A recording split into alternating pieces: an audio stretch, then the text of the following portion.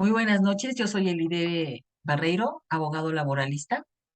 En la noche de hoy tengo el agrado, el gusto de colaborar con el sindicato en Telecomunicaciones de México, em, coadyuvando a la instrucción y a la capacitación de los trabajadores de este sindicato a nivel nacional sobre los temas sindicales más importantes. Para nosotros, un tema sindical sumamente importante, obviamente, es el contrato colectivo. El día de hoy vamos a hacer un breve recorrido del contrato colectivo a nivel internacional. Lo más importante del desarrollo histórico del contrato colectivo. Ujú. Les voy a presentar un material. Aquí está. Ujú. Desarrollo histórico del contrato colectivo en Europa. La historia del contrato colectivo de trabajo se identifica en gran parte con la del derecho laboral, pues el nacimiento y fortalecimiento de este contrato está íntimamente vinculado al derecho del trabajo. No obstante esta situación, el nacimiento en sí del contrato colectivo está relacionado a la conciencia de grupo, que posteriormente se convirtió en una conciencia sindical. La gran revolución industrial de fines del siglo XVIII institucionalizó la máquina, la cual transformó el mundo y determinó en el ambiente de la fábrica la personalidad colectiva del obrero, la que condujo al nacimiento de la asociación de obreros, a pesar de todas las trabas que le pusieron en nombre de la libertad en ese momento. Es decir, que las asociaciones profesionales de obreros encontraron fuerte oposición en toda Europa debido a la filosofía clásica liberal imperante del momento. Pero poco a poco fueron tolerándolas y finalmente fueron reconocidas legalmente. A partir de ese momento crecen y se multiplican los contratos colectivos. El liberalismo, considerado desde el punto de vista filosófico, tiene como postulados la autonomía de la voluntad y los derechos naturales del individuo. En cuanto al aspecto de la igualdad y la libertad como base de los ideales democráticos.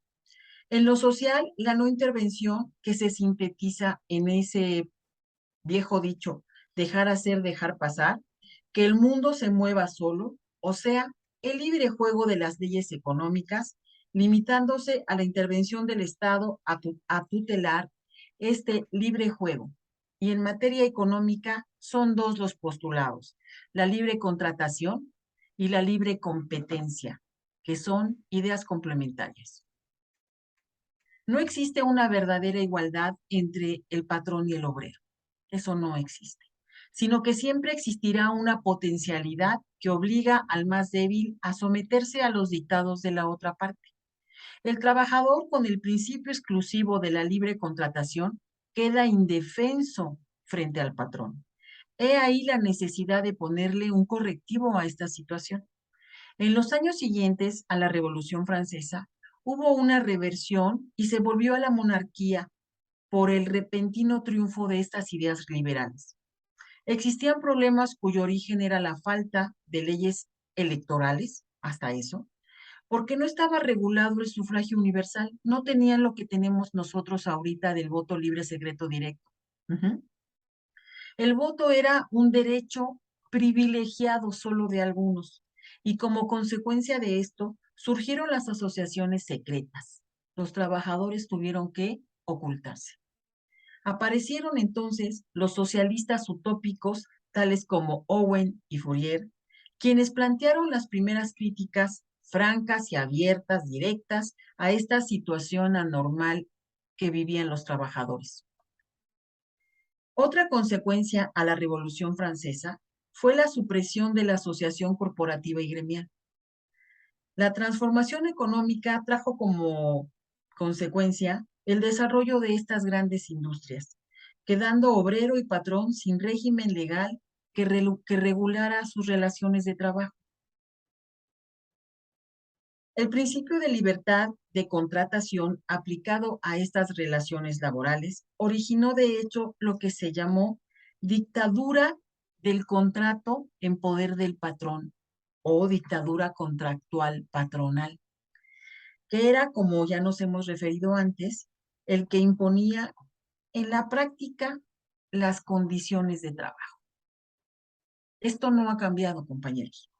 A raíz de lo comentado fue que intervino el Estado con el fin de corregir los abusos producidos, regulando los sindicatos obreros y los contratos colectivos del trabajo de manera legal, pues de hecho ya gozaba la clase trabajadora de estos documentos, y los cuales con estas luchas se les obligó a los gobiernos a dar tipos de protección y ampliación en las leyes. Según algunos autores, el primer contrato colectivo que sí se ha podido comprobar se dio en Inglaterra en el año de 1862, entre los trabajadores de la lana y sus productos, también, por supuesto, con unas características desventajosas para los trabajadores. Como una reacción al movimiento insurreccional, en Inglaterra como en Alemania y Francia, se dieron a conocer y florecieron las ideas socialistas. En Inglaterra, por ejemplo, las máquinas produjeron efectos desastrosos, tales como el empleo excesivo de mujeres y menores, pero sobre todo el desplazamiento de trabajadores y en consecuencia el desempleo. Los trabajadores estaban desesperados por esta situación, no solo protestaban, sino también destrozaban las máquinas. Eso lo habíamos platicado. Sin embargo, se reconoció que la causa de dichos males era la falta de protección a los trabajadores, y así como estos empezaron a tener una conciencia de clase, en el año 1824 se formaron las asociaciones de trabajadores o trade unions, que fueron como se les designó a estas asociaciones en la Gran Bretaña.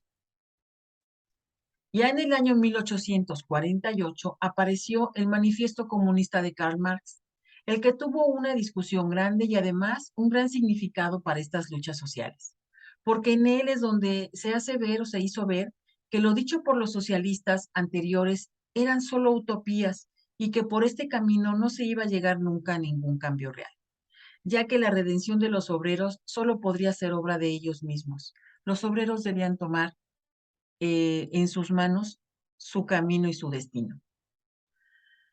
Se enumeraron las causas de la explotación y se dijo que el régimen imperante no era nada más que un estado transitorio, que luego tendría que venir la sociedad socialista.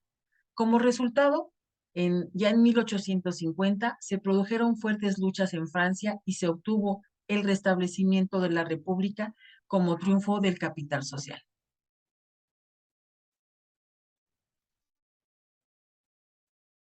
En este momento histórico, el Estado toma cargo del problema del desempleo y crea los llamados talleres nacionales. Luego hubieron nuevos cambios radicales, pero con Napoleón III nuevamente se dan concesiones a los trabajadores, tales como reconocérseles el derecho a la huelga, pero con el agravante de que no se protegía a la asociación sindical. En consecuencia, estas medidas aparentemente favorables a los obreros no fueron más que reglamentos demagógicos para apaciguar las reclamaciones y protestas que por este tiempo se hacían por parte de los trabajadores. Después de esto, estalló la guerra franco-prusiana, la cual dio como fruto el estancamiento de los logros conseguidos por los obreros. Bismarck se percató de esta situación y, pues, para poder dar mejores condiciones de vida a los obreros, primeramente decidió unificar su patria. El canciller Bismarck se encarga de esto en Alemania y una vez ganada esta contienda, robusteció a la ya unificada Alemania, dándole como consecuencia las fuerzas para competir con la desarrollada industria inglesa. Y lógicamente, en esa igualdad de fuerza económica se le dio una estabilidad política. Se pudo empezar a dictar leyes que favorecían a los obreros alemanes. Inicialmente se legisló solamente sobre el derecho individual, desconociéndose así esta forma colectiva de ganarse el pan, que para esa época ya estaba bastante adelantada en Inglaterra. pues como ya se había acordado desde 1862, fue allá donde se firmó el primer contrato colectivo.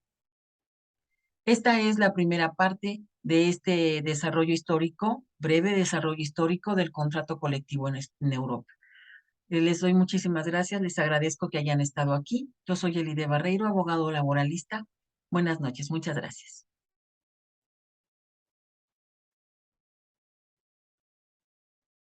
Buenas noches.